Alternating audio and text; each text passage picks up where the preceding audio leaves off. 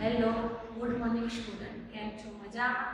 આજે આપણે સ્ટેટમાં ચેપ્ટર નંબર 2 સુરેખ સંબંધ વિશે માહિતી મેળવીશું. ઓલરેડી આપણે આ સુરેખ સંબંધ ચેપ્ટરમાં બે રીતો આપણે શીખીને આવ્યા છે. એક છે વિકર્ણ આકૃતિની રીત, સેકન્ડ છે કાર્પેરેશનના ગુણન પ્રદાનની રીત. આ ચેપ્ટરમાં ત્રીજી એક રીત છે સ્પીયરમેનના ક્રમાંક સહસંબંધની.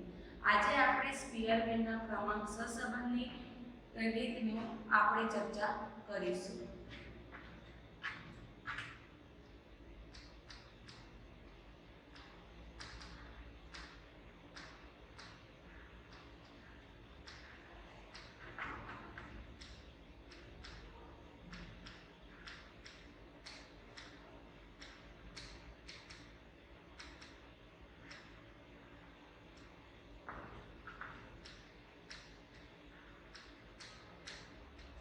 સ્પીયરમેને ક્રમાંક સહસંબંધની જે રીત આપી હતી એ રીતમાં બે ફોર્મ્યુલા છે કે અમુક ચલો જે x અને y માં આપણે જો જોઈએ તો એ અમુક ચલની કિંમતો પુનરાવર્તિત થતી હોય અને અમુક ચલની કિંમતો પુનરાવર્તિત થતી ના હોય ત્યારે કયા સૂત્રનો આપણે ઉપયોગ કરવો એ આજે આપણે જોવાની છે.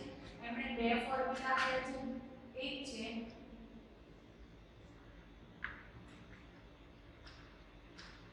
ચલની કિંમતો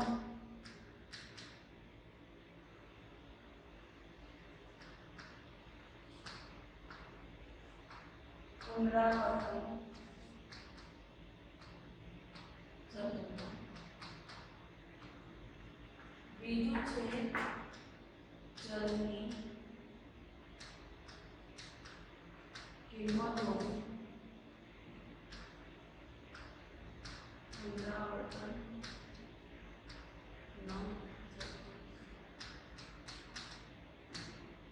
હવે ચલની કિંમતો શું છે તો આપણે આજે બંને રીતમાં જોઈએ છે કે માનો આપણી પાસે ચલ x છે અને ચલ y છે.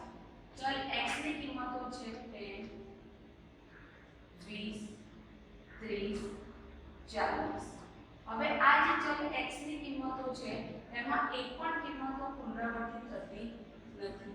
એવી રીતે ચલ y ની કિંમતો હું લઉં 5 8 10 15. તો ચલ y ની પણ કિંમતો પુનરાવર્તિત થતી નથી. આને કહેવાય ચલની કિંમતો પુનરાવર્તિત ન થતી હોય ત્યારે આપણે એનું સૂત્ર લઈશું r આપણું છે બેટા સહસંબંધ છે. એમાં લઈશું 1 - 6 sigma d² upon n² minus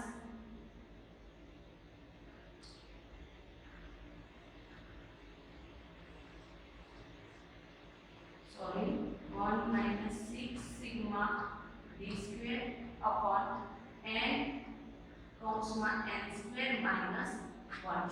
જ્યારે આપણી ચલની કિંમતો પુનરાવર્તિત ન થતી હોય ત્યારે આપણે આ સૂત્રનો ઉપયોગ કરીને ક્રમાંક સહસંબંધની રીતથી દાખલો ગણીશું. હવે આપણે બીજી બાજુ જોઈએ તો ચલની કિંમતો પુનરાવર્તિત થતી હોય ત્યારે ચલની કિંમતો પુનરાવર્તિત થતી હોય ત્યારે સૌથી પહેલા ચલ વિચારીએ કે અહીંયા પણ આપણે x ચલ લઈએ. એમાં 10 20 10 30 40. આ x ચલની કિંમતો છે જેમાં 10 છે 20 છે 10 છે 30 છે અને 40 છે. આમાં જોઈએ તો 10 નંબરનું જે કિંમત છે એ શું થાય છે બેટા પુનરાવર્તિત થાય છે. એટલે કે જ્યારે પુનરાવર્તિત થતી હોય ત્યારે આપણે કયું ફોર્મ્યુલા યુઝ કરવું એટલે સૂત્ર કયું લેવું એ ધ્યાનમાં લેવાનું છે. એવી રીતે y ચલમાં પણ લઈ લો 5 9 14 9 15. આ y ચલમાં આપણે જોઈએ તો પુનરાવર્તિત થાય છે 9 એટલે કે આ પુનરાવર્તિત થતા ચલની કિંમતો છે ત્યારે સ્પીયરમેને ક્રમાંક સહસંબંધનું કયું સૂત્ર આપ્યું તો r 1 - 6 કૌંસમાં d square plus cf upon n કૌંસમાં n સ્ક્વેર માઈનસ 1 એટલે કે પુનરાવર્તિત થતા ચલોની કિંમતો શોધવા માટેનું સૂત્ર સ્પીયરમેનની r = 1 - 6 કૌંસમાં sigma d square plus cf upon n કૌંસમાં n સ્ક્વેર માઈનસ 1 આવ્યું અને જ્યારે પુનરાવર્તિત ન થતી હોય ચલની કિંમતો ત્યારે સહસંબંધ શોધવાનું સ્પીયરમેનનું સૂત્ર આપ્યું 1 - 6 sigma d square upon n કૌંસમાં n સ્ક્વેર માઈનસ 1 હવે આપણે 1 6 sigma d square n square minus 1 બધું કમ્પ્લીટ છે બટ અહીંયા જે cf છે બેટા સંચય આવૃત્તિ ધોરણ 11 માં તમે ઓલરેડી ભણી ગયા છો કે cf છે સંચય આવૃત્તિ કઈ રીતે ફાઇન્ડ કરવી આ સમમાં તો જે કિંમતો પુનરાવર્તિત થતી હોય એ કિંમતોનો આપણે શું શોધીશું સંચય આવૃત્તિ એટલે કે cf એના માટેનો પણ એક ફોર્મ્યુલા છે m³ - m/12 એટલે કે cf ફાઇન્ડ કરવાનું સૂત્ર છે m⁴ - m/12 છે એ આપણે આજે ઇન્ટ્રોડક્શનમાં આટલું જોવાનું હતું કે ક્રમાંક સહસંબંધની રીત શોધવાની બે રીતો છે એક છે ચલની કિંમતો પુનરાવર્તિત થતી હોય ત્યારે એટલે કે આપણે આ ક્વેશ્ચનમાં આપણે ધ્યાનમાં લીધું છે કે ચલની કિંમતો અહીંયા x અને y લીધા છે કે જે આપણે પુનરાવર્તિત કિંમતો થતી જ નથી ત્યારે આપણે સિમ્પલી આ સૂત્ર મારીને દાખલો ગણી શકીશું પણ જ્યારે તમને દાખલામાં પુનરાવર્તિત થતી કિંમતો હોય ત્યારે સૂત્ર રિપીટ થતું હોય કિંમતો રિપીટ થતી હોય ત્યારે 1 - 6 કૌંસમાં sigma d square minus cf upon n કૌંસમાં n સ્ક્વેર માઈનસ 1 નો આપણે સૂત્ર મૂકીને દાખલો ગણીશું અને cf અલગથી ફાઇન્ડ કરીશું આપણે એટલે cf ની કિંમતો શોધીશું જેનો સૂત્ર છે m³ - m/12 હવે આપણે એક સમ લઈશું જે આપણે સ્વાધ્યાયનો દાખલો છે ચેપ્ટર નંબર 2 નો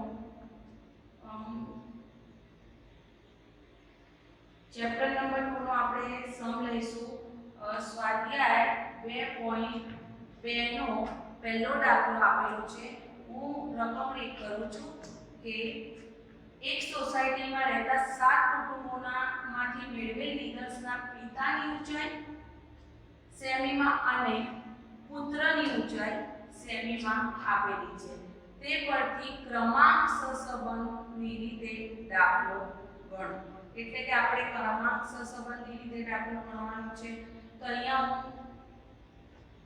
લઈ લો પિતાની ઊંચાઈને શું લઈશ x ચલ લઈશ પુત્રની ઊંચાઈને શું લઈશ y ચલ લઈશ હવે હું અહીંયા લખું છું 170 169 168 167 166 165 164 હવે એવી રીતે હું y માં લેવાના છે 172 168 170 168 165 167 આ એક સોસાયટીમાં રહેતા બાળકો અને પિતાની ઊંચાઈનો સર્વે કરવામાં આવ્યો છે અને એના પરથી આપણે ક્રમાંક સહસંબંધનો દાખલો ગણવાનો છે તો પહેલા ક્રમાંક સહસંબંધનો દાખલો ગણતા પહેલા આપણે આખી રકમમાં વેરીફાઈ કરવાનું છે કે કોઈ કિંમત પુનરાવર્તિત થતી હોય કે રિપીટ થતી હોય એ છે બેટા 170 છે કોઈ વખત બીજી વખત 169 છે નથી 168 નથી 167 પણ રિપીટ નહીં થતી 166 પણ પુનરાવર્તિત નહીં થતી 165 પણ પુનરાવર્તિત ન થતી અને 164 પણ પુનરાવર્તિત થતી નથી એ રીતે y માં પણ જો લેવાનું 172 નથી આવતા 168 આવે છે એટલે 168 અહીંયા હું y લાઈન કરું છું કે 168 અહીંયા રિપીટ થાય છે, બીજું છે 165 રિપીટ નહીં થતું, 167 રિપીટ નહીં થતું, 166 પર રિપીટ થતું નથી. એટલે કે આપણે x અને y ની કિંમતો જોતા ગયા તો x ચલમાં કોઈ કિંમત પુનરાવર્તિત થતી નથી અને y ચલમાં એક કિંમત બે વખત પુનરાવર્તિત થાય છે. હવે પુનરાવર્તિત થાય છે એટલા માટે હું અહીંયા ફોર્મ્યુલા યુઝ કરીશ r = 1 - 6 કૌંસમાં sigma d square plus cf upon n square n કૌંસમાં n સ્ક્વેર માઈનસ 1. આ ફોર્મ્યુલા યુઝ કરીશું. હવે અહીંયા આપણે x અને y ચલ આપણે અહીંયા લખી દીધા છે. હવે ત્રીજું કોલમ આપણે બનાવવાનું છે rx. હવે આ rx શું છે? તો rx માં આપણે ક્રમાંક આપવાના છે. ક્રમાંક એટલે કે રેન્ક આપવાના છે. જે મોટી કિંમત હોય એને 1 નંબર આપો, એનાથી બીજા નંબરે આવતી કિંમતને 2 આપીશું. એક્ઝામ્પલ રીતે આપણી ક્લાસમાં કોઈ વિદ્યાર્થીઓ પાસ થાય છે તો એ લોકોને ક્રમાંક આપવામાં આવે છે કે પહેલા નંબર પર કોણ છે, બીજા નંબર પર કોણ છે, ત્રીજા નંબર પર કોણ છે, તે ક્યારે જોવામાં આવે છે. તો એ આપણે એનો ટોટલ અને એના પર્સન્ટેજ જેના વધારે હોય એને ફર્સ્ટ નંબર આપીએ છીએ, બીજા નંબર એનાથી ઓછા હોય એને બીજા નંબર આપીએ છીએ, પછી એ એનાથી ઓછા થઈ જાય એને ત્રીજો નંબર. એવી રીતે આપણે અહીંયા ક્રમ આપીશું. તો સૌથી મોટી કિંમત કઈ છે? સૌથી મોટી કિંમત આપણે જોઈએ 170 છે. એને હું કયો ક્રમ આપીશ? 1. પછી એના પછી આવે છે 170 થી ઓછી કઈ કિંમત છે? 169. એને રેન્ક આપીશું 2. 169 થી આપણે ઓછી જોઈએ તો 168 એને ત્રીજો ક્રમ. 168 થી ઓછી છે 167 એને ચોથો ક્રમ આપીશું. 167 થી ઓછી 166 છે એને પાંચમો રેન્ક આપીશું. પછી છે 166 થી ઓછા છે 165 એને છઠ્ઠો ક્રમ આપીશું અને 165 થી ઓછા છે એ છે 164 એટલે કે 7. હવે આવી રીતે કોઈ પણ ચલમાં કિંમતો આપેલી હોય એ ચલની કિંમતોને સૌથી મોટી કિંમતોને ફર્સ્ટ નંબર આપવાનો એટલે કે રેન્ક નંબર 1. એના પછી આપણે ક્રમાંકની એ કિંમતોને ગોઠવતા જવાનું. એવી રીતે ચલ y ની કિંમતો આપી છે એ ચલ y ની કિંમતોનો પણ આપણે ry કરવું પડશે. ry છે રેન્ક આપણે y માં આપીશું. તો સૌથી મોટી કિંમત y માં કઈ છે? 172 જેને આપણે પહેલું ક્રમાંક આપીશું. એના પછી છે 172 પછી આવે છે 170 જેને બીજા નંબરે આપણે ક્રમ આપીશું. 170 પછી આવે છે 168. હવે આ 168 કિંમત હું જોઉં છું તો આ સમમાં 168 એ શું છે? પુનરાવર્તિત થતી કિંમતો છે એટલે કે રિપીટ થતી વેલ્યુ છે. હવે આ રિપીટ થતી વેલ્યુ 168 છે તો આપણે લીગલી આમાં જોઈએ તો 168 ત્રીજો ક્રમ ની સીટ આપણે લઈ લેશે ને આ 168 છે ચોથા નંબરની એટલે કે 168 એ ત્રીજો ક્રમ ની સીટ લે છે અને ચોથા ક્રમની. એમ થઈને 168 કેટલી વખત રિપીટ થાય છે? બે વખતે. તો બે સીટો રોકે છે એટલે કે ડિવાઇડ બાય 2. હવે 3 + 4 એટલે કેટલા થાય? 7. 7 ભાગ્યા 2 કરીશું તો આપણું 3.5 આવશે જે આપણે 168 ને રેન્ક આપીશું 3.5. જ્યાં 168 હશે એની સામે 3.5 રેન્ક આપીશ. હવે 168 થી ઓછા આપણે જોઈએ તો 167 છે. હવે 168 એ છેલ્લો ક્રમ કયો આપ્યો હતો? 4. હવે 4 પછી જે કિંમત આવશે જેની કિંમતને આપણે આપીશું પાંચમો ક્રમ આપીશું જે છે 167. જેને પાંચમો ક્રમ આપીશું એના પછી 167 પછી ઓછા કરે આવે 166 જેને છઠ્ઠો ક્રમ આપીશું અને એના પછી લાસ્ટ છે 165 એને આપીશું સાતમો ક્રમ. આ પછી rx અને ry આપણે ક્રમાંક આપી દઈએ. એના પછી નો એક કોલમ આવશે d. d ને કહેવાય ડિફરન્સ એટલે કે તફાવત. તફાવત શોધવા માટે rx માઈનસ શું કરવું પડશે? ry. rx માઈનસ ry કરવા માટે શું કરવાનું? rx ની વેલ્યુ કેટલી છે? 1. 1 - 1 કેટલા થાય? 0 પછી છે 2 માઈનસ 3.5 એટલે કે 1.5 માઈનસ માં આવશે 3 માંથી 2 જાય તો 1 આવશે એના પછી 4 માંથી 3.5 જાય તો 0.5 આવશે 5 માંથી 7 જાય તો એવી રીતે કેટલા આવશે -2 પછી 6 માંથી 5 જાય તો +1 7 માંથી 6 જાય તો 1 આવી રીતે આપણે ડિફરન્સ શોધવાનું છે ડિફરન્સનું સૂત્ર થાય છે બેટા rx ry હવે rx માઈનસ ry આપણે ફાઇન્ડ કરી લીધું એના પછીનું એક કોલમ આપણે બનાવવાનું છે જે છે d સ્ક્વેર d નો સ્ક્વેર કરવાનો છે એટલે કે આ જે d આપણે ફાઇન્ડ કર્યું છે rx ry એનામાં જે કિંમત y હોય એનો વર્ગ 0 નો વર્ગ કેટલો થાય 0 1.5 એટલે કે 1.5 ના આપણે કરીએ તો કેટલા થાય 2.25 પછી 1 નો વર્ગ 1 0.5 નો વર્ગ 0.25 2 નો વર્ગ 4 માઈનસ નો વર્ગ હંમેશા પ્લસ થઈ જાય એટલે હું આ 1.5 માઈનસ માં 6 રહ્યા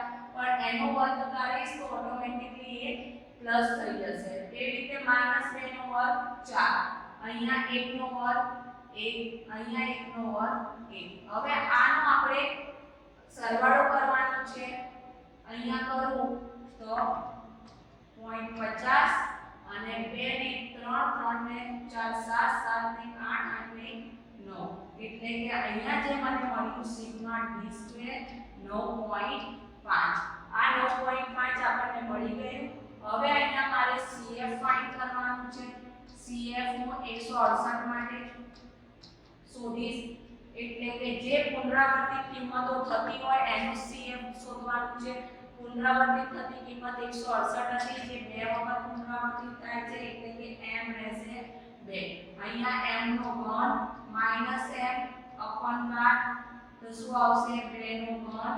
-2/12 એટલે કે 8 2/12 તો આવશે 0.5 યાદ રાખી લેવાનું કે જ્યારે પણ આપણે કોઈ પણ કિંમત બે વખત રિપીટ થતી હોય એટલે કે પુનરાવર્તિત થતી હોય એનો CF 2 જ રહેશે તો 2 આપણે 0.5 રહેશે સોરી બે વખત રિપીટ થતી કિંમતો એટલે કે પુનરાવર્તિત થતી કિંમતોનો CF 0.5 રહેશે હવે આપણે આ બધી કિંમતો સૂત્રમાં મૂકીશું r is equal to 1 તો 1 નો 1 minus 6 કૌંસમાં સિગ્મા d સ્ક્વેર કેટલા છે 9.5 પ્લસ CF કેટલું નીકળ્યું છે 0.5 અપોન n આપણને આ ચલની કિંમતો કેટલી આપી છે 1 2 3 4 5 6 ને 7 તો n રહેશે 7 એપ્લાય અહીંયા કરીશું 7 કૌંસમાં 7 નો વર્ગ માઈનસ 1 1 નો 1 6 ના 6 9.5 પ્લસ 0.5 એટલે કે 10 અપોન 7 ના 7 સીપ્યુ 49 એટલે કે 7 નો વર્ગ 49 માઈનસ 1 1 માઈનસ 10 60 અપોન 7 ગુણ્યા 48 1 માઈનસ 6 સત્તા 7 અઠ્ઠા 56 વધી પડી 5 7 ચોક 28 અને 5 32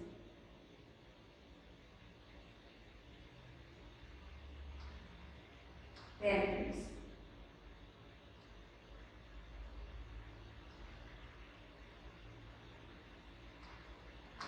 60/336 હવે આનો આપણે નીકાળીશું ભાગાકાર કરીને 60/336 એટલે 0.18 1 માઇનસ 0.18 કિંમત આવશે 1 માંથી 0.18 માઇનસ કરો 0.82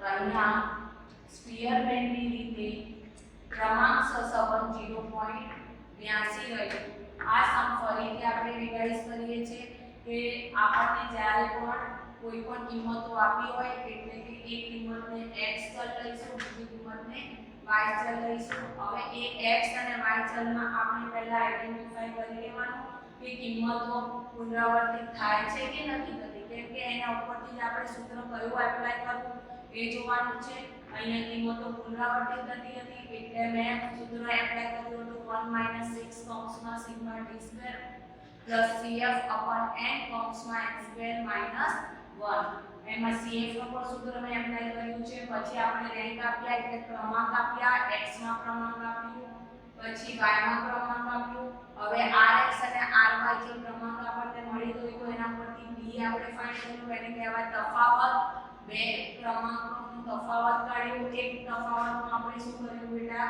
વર્ગ કરીને ટોટલ મળ્યું બેટા 9.5 હવે એ આપણે સૂત્રમાં એપ્લાય કર્યું એપ્લાય કર્યા પછી આપણને CF ની જરૂર પડી CF એટલે કે પુનરાવર્તિત થતી કિંમતોનો CF પુનરાવર્તિત કિંમતો હતી 168 જે બે વખત પુનરાવર્તિત થતી હતી એટલે m બે રહ્યા આપણે સૂત્રમાં મૂક્યું m નું ઘન માઈનસ m અપોન 12 m નું ઘન એટલે 2 નું ઘન માઈનસ 2 અપોન 12 2 નું ઘન 8 8 માંથી 2 જાય 2 માઈનસ અપોન 12 8 માંથી 2 જાય તો 6 6 ભાગ્યા 12 એટલે 0.5 એટલે તમે 0.5 CF પસંદ કર્યું એના પછી આપણને ફાઇનલ એનો આન્સર મળ્યું 0.82 ક્રમાંક સહસંબંધ આ જે ક્રમાંક સહસંબંધ છે 0.82 એ ધન ક્રમાંક સહસંબંધ છે થેન્ક યુ વિદ્યાર્થી મિત્રો આજે આપણે ક્રમાંક સહસંબંધની રીત